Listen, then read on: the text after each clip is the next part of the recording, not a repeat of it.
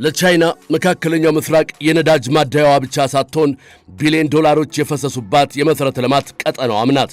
በዚህ ምክንያት በክልሉ የሚነሳ ማንኛውም እሳት የቤጂንግን ኢንዱስትሪዎች በቀጥታ ያቆስላል። ቻይና በኢራንና በአሜሪካ መካከል ለመታረቅ የምታደርገው ጥረት ከዲፕሎማሲያዊ ወዳጅነት ይልቅ በብሔራዊ ጥቅም ላይ የተመሠረተ ለመሆኑ ብዙ ማሳያዎች አሉ። በዚህ ትንታኔ ቻይና የሰላም ጥሪዋን ለራሷ ስልታዊ ትርፍ እንዴት እየተጠቀመችበት እንደሆነና በጉዳዩ ላይ ያሉ ዓለም አቀፍ ስጋቶችን እንመለከታለን። ሊዲያ አበባ አዘጋጅተዋለች። ክብሮም ወርቁ አቀርበዋለሁ።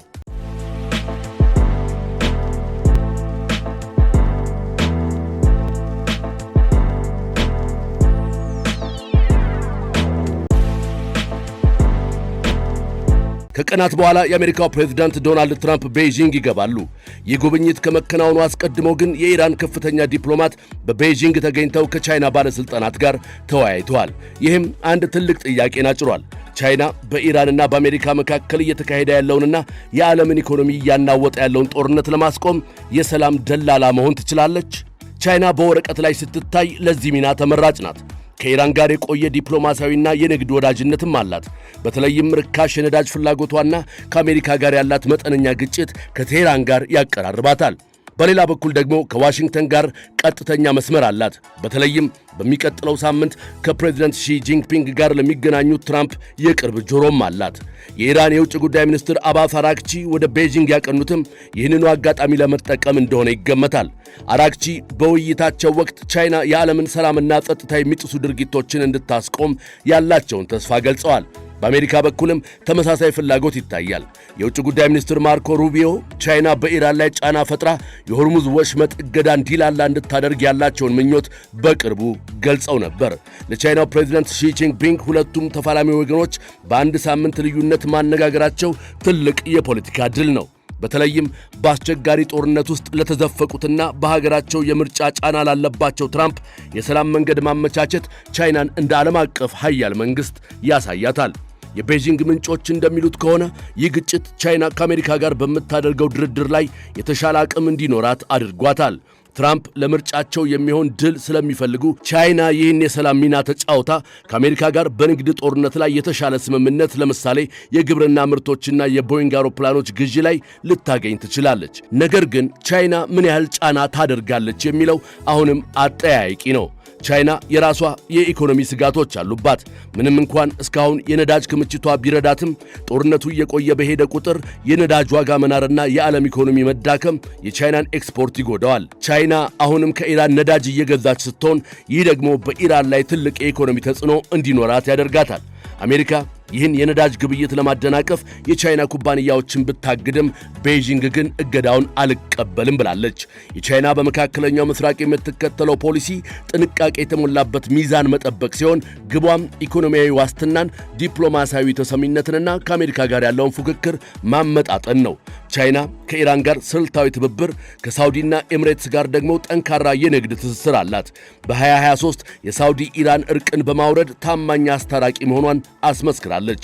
ግማሽ የነዳጅ ፍላጎቷን የምታሟላው ከዚሁ ክልል በመሆኑና ከፍተኛ የመሠረተ ልማት ኢንቨስትመንት ስላላት ሰላም ለኢንዱስትሪዎቿ ህልውና ወሳኝ ነው። አሜሪካን የውጥንቅጥ ምንጭ አድርጋ በመሳል ራሷን ግን በኢኮኖሚ ድጋፍ ላይ ያተኮረች የሰላም አማራጭ አድርጋ በማቅረብ በደቡባዊው የዓለም ክፍል ተቀባይነትን ትፈልጋለች። በክልሉ ወታደራዊ ጣልቃ ገብነት ውስጥ መግባት አትፈልግም። የጸጥታውን ሸክም ለአሜሪካ ትታ ውጤቱን መጠቀም ትመርጣለች። ቻይና በኢራን ላይ ጫና የምታደርገው የራሷ ብሔራዊ ጥቅም ሲነካ ወይም ከአሜሪካ በቂ የኢኮኖሚ ካሳ ሲሰጣት ብቻ ነው።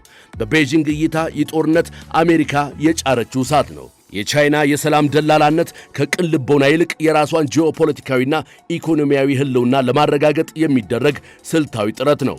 የኢራን የውጭ ጉዳይ ሚኒስትር አባስ አራግቺ በቤጂንግ መገኘትና ቻይና በኢራን አሜሪካ ግጭት ውስጥ ልትጫወት የምትችለው ሚና በተለያዩ ዓለም አቀፍ መገናኛ ብዙሃንና ተንታኞች ዘንድ ከፍተኛ ትኩረት አግኝቷል። አልጀዚራ የቻይናን ሚና ከስትራቴጂካዊ ትዕግስት አንጻር ይተነትነዋል። እንደ አልጀዚራ ዘገባ ቻይና በክልሉ ሰላም እንዲሰፍን የምትፈልገው ለሰብአዊነት ሳይሆን ለራሷ የኢኮኖሚ ደህንነት ነው። ቻይና በኢራን ላይ ያላት ተጽዕኖ ከፍተኛ ቢሆንም አሜሪካ በንግድ ጦርነቱ ላይ የምታደርገውን ጫና ካላላላች ተንታኞች በስተቀር ቤጂንግ በኢራን ላይ ያላትን የነዳጅ ግዢ ካርድ ተጠቅማ ጫና እንደማታደርግ ይገልጻል። የብሪታንያው ዘ ጋርዲያን ጋዜጣ በበኩሉ ቻይና ራሷን እንደ አሜሪካ ሰላማዊ አማራጭ አድርጋ ለማቅረብ የምታደርገውን ጥረት ያጎላል። ጋዜጣው እንደሚለው ሺ ጂንፒንግ የኢራኑን ሚኒስትር መቀበላቸው ለትራምፕ የሚላክ መልእክት ነው። ይኸውም ያለ ቻይና እገዛ በመካከለኛው ምስራቅ ዘላቂ ሰላም ማምጣት አይቻልም የሚል ነው። ቻይና የሰላም ድርድር ስኬታማ እንዲሆን ከአሜሪካ የንግድ ስምምነት ወይም የታሪፍ ቅናሽ እንደምትፈልግ ተንታኞች ለጋዜጣው ገልጸዋል። ፋይናንሻል ታይምስ በበኩሉ ትኩረት ያደረገው በነዳጅ ፖለቲካ ላይ ነው። ተንታኞች ለጋዜጣው እንደተናገሩት ቻይና ከኢራን የምታገኘውን ርካሽ ነዳጅ እንደ ዋስትና ትጠቀማለች። አራክቺ ወደ ቤጂንግ የመጡት ቻይና ከአሜሪካ ጋር በምታደርገው ድርድር ወቅት የኢራንን ጥቅም አሳልፋ እንዳትሰጥ ዋስትና ለመፈለግ እንደሆነ ተንትኗል። ቻይና ድርብ ጨዋታ እየተጫወተች እንደሆነና በአንድ በኩል ከኢራን ነዳጅ እየገዛች በሌላ በኩል ደግሞ ከአሜሪካ ጋር የንግድ ጥቅሟን ለማስከበር እንደምትደራደር ይገልጻል። የሮይተርስ ተንታኞች ቻይና የዲፕሎማሲያዊ ሚዛን መጠበቅ ሥራዋን በከፍተኛ ጥንቃቄ እያከናወነች እንደሆነች ይገልጻሉ። ሮይተርስ እንደዘገበው ቻይና የሆርሙዝ ወሽመጥ እንዳይዘጋ ከፍተኛ ፍላጎት አላት። ምክንያቱም የነዳጅ ዋጋ መናር የቻይናን ምርቶች በዓለም ገበያ ተወዳዳሪ ስለሚያደርጋቸው ነው። ሆኖም ቻይና በኢራን ላይ የምታደርገው ጫና የኢራንን መንግሥት እስከ ማዳከም የሚደርስ ከባድ እንደማይሆን ይገምታሉ። የአሜሪካው የፖሊሲ ተንታኝ ተቋም የውጭ ግንኙነት ምክር ቤት ወይም ሲኤፍአር ባወጣው ትንታኔ የቻይና ሚና ኦፖርቹኒስቲክ ወይም አጋጣሚን ተጠቃሚ እንደሆነ ይገልጻል። ተንታኙ ሬይ ታኪ እንደሚሉት ቻይና ኢራንን እንደ ጦር መሳሪያ በመጠቀም አሜሪካን በመካከለኛው ምስራቅ እንድትወጠር ታደርጋለች። ቻይና እውነተኛ ሰላም ከማምጣት ይልቅ አሜሪካ በጦርነት ደክማ በንግድ ድርድር ወቅት እጅ እንድትሰጥ የማድረግ ፍላጎት እንዳላት ይገልጻሉ። ሁሉም ተንታኞች በአንድ ድምፅ የሚስማሙት ቻይና በኢራን ላይ ጫና የምታደርገው ከአሜሪካ በንግድ ወይም በታሪፍ ረገድ ትልቅ ጥቅም ካገኘች ብቻ መሆኑን ነው። ትራምፕ ለምርጫ የሚሆን የውጭ ጉዳይ ስኬት ስለሚፈልጉ ቻይና ይህን ፍላጎት ተጠቅማ በንግድ ድርድሩ ላይ የበላይነት ለመያዝ እንደምትጥር ይገመታል።